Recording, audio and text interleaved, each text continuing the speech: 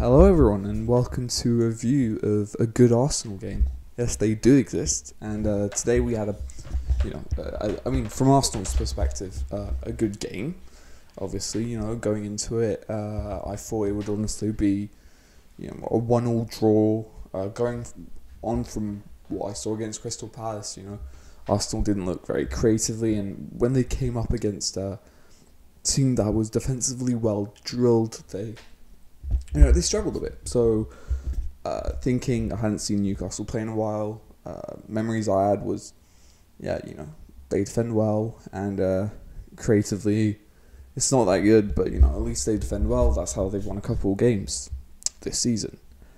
Now, first half it kind of goes in that direction. Newcastle playing really pretty concentrated. Aubameyang should have scored, though. Of course, with that chance. I mean, looking back at it now, it is pretty difficult. He's a bit off balance, and you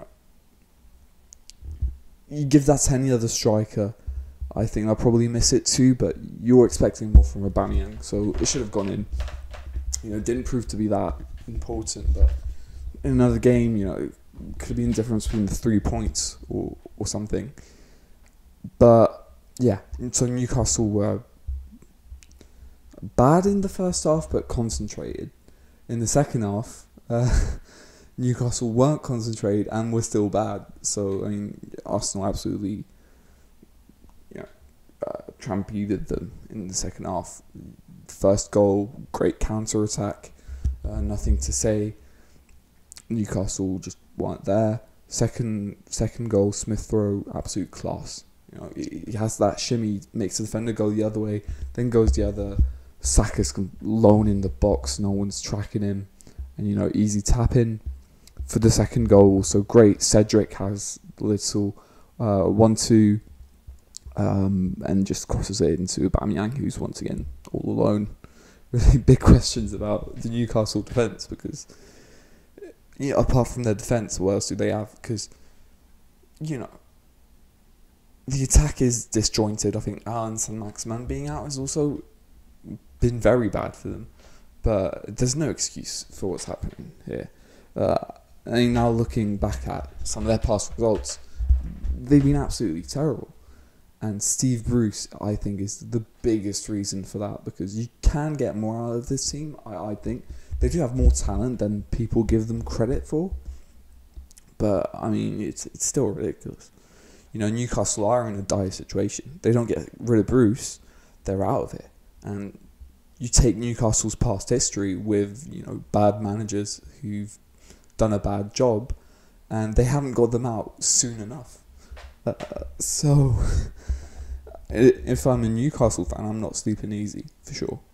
If I'm an Arsenal fan, on the other hand, I'm sleeping easier. Now, I don't think the creative problems are just gone yet.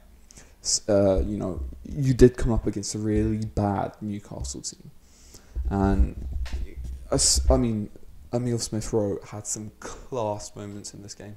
Just on the second goal, it's magnificent.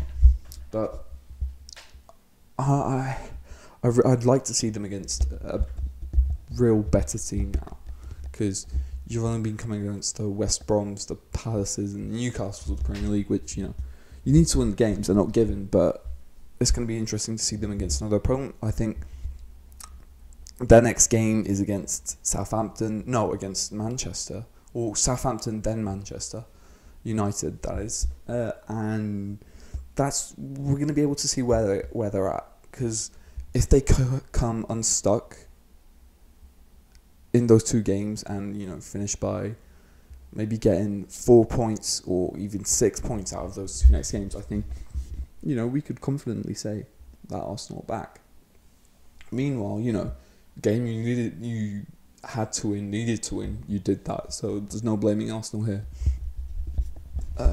Just interested. This is let's say, from this period, from the Chelsea game, you've done what you had to do, and now you're going to have to prove yourselves.